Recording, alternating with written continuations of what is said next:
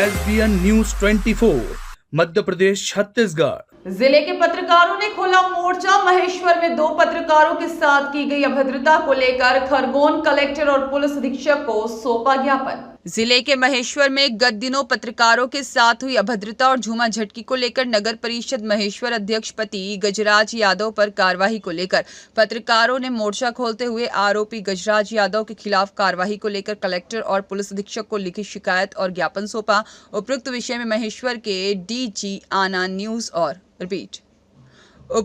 महेश्वर के डीजी आना न्यूज और इंदौर समाचार के प्रतिनिधि सुनील गाडगे और एक अन्य पत्रकार जय पिता मुन्नालाल खत्री निवासी महेश्वर ने दिनांक 25 अगस्त को थाना परिसर में शांति समिति बैठक के दौरान नगर परिषद अध्यक्ष अलका यादव के पति गजराज यादव द्वारा अपमानजनक शब्दों का प्रयोग करने, धक्का मुक्की करने, कॉलर पकड़ने सहित अभद्र व्यवहार किए जाने की साथ ही घर से उठा लेने की धमकी दी थी।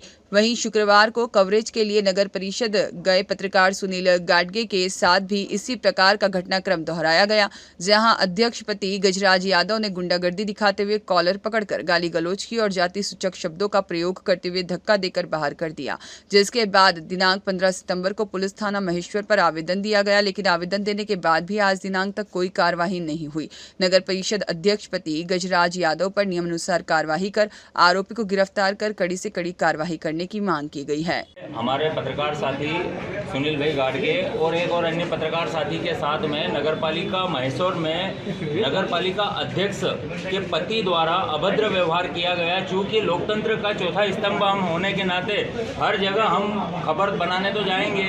चूँकि एक खबर के लिए हमारे सुनील भाई जब वहाँ पे गए नगरपालिका परिसर में, तो वहाँ पे उनके साथ में नगरपालिका अध्यक्ष नहीं बल्कि उसके पति द्वारा अभद्र व्यवहार किया गया, कॉलर पकड़ी गई और उस समय वो तत्कालीन में वहाँ पे वो एक अधिकारी की सीट पे बैठे हुए थे, जो कि संविधान के नियमों के उल्लंघन है।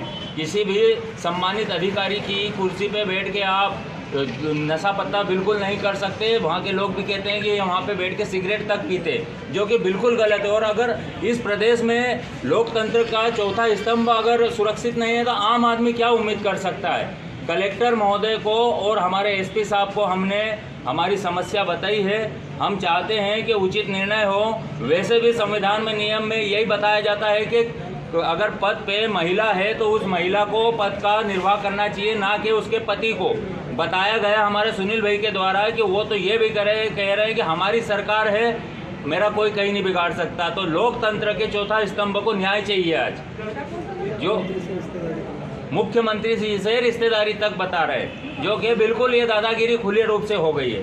हम चाहते हैं आदरणीय कलेक्टर साहब, आदरणीय हमारे एसपी साहब इस विषय को अपने संज्ञान में लेके उचित निर्णय करें।